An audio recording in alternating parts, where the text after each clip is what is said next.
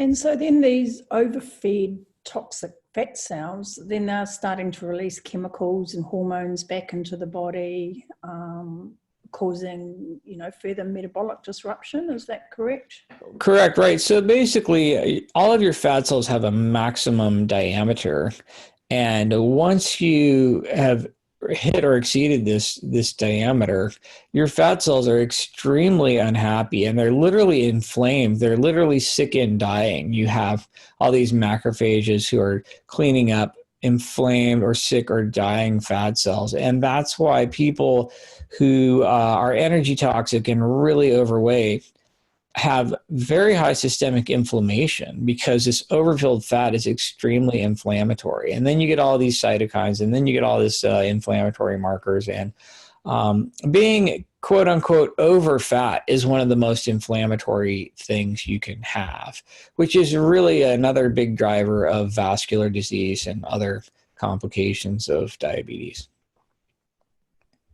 Yeah, that's interesting. And you were talking earlier about your patient, when you were doing your residency, and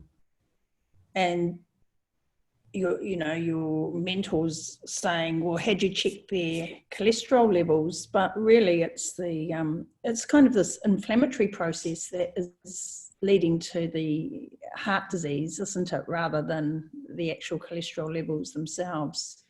Correct, right. So in other words, cholesterol can be just harmless. Like everyone out there walking around with perfect coronary arteries and no vascular disease at all has plenty of cholesterol. They have, a cholesterol level of 200 or whatever. They have lots of cholesterol. They have lots of LDL. It's supposed to be there. But what they haven't done is oxidized it and glycated it and damaged their endothelial lining and created a problem. So the cholesterol is part of the atherosclerotic process, but in and of itself, it's quite harmless, and everyone has cholesterol even if they have no vascular disease. So the cholesterol is not really the problem.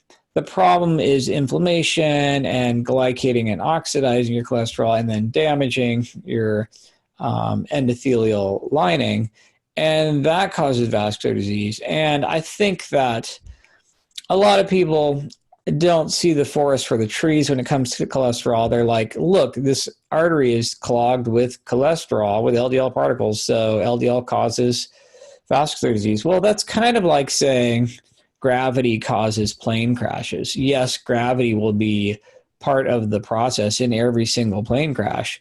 But what about all the planes that are not crashing despite gravity? Clearly, gravity is not the root cause of plane crashes. It's just involved in the final common pathway.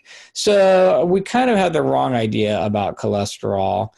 It's we really miss the big picture. And so I have tons of patients whose total cholesterol is quite high, their LDL is quite high, but their CT coronary calcium score is 0, and their inflammatory markers are extremely low, and all of their numbers are perfect, and they're basically never going to have vascular disease. So I really think that's kind of not a very helpful marker. And that's one of the problems.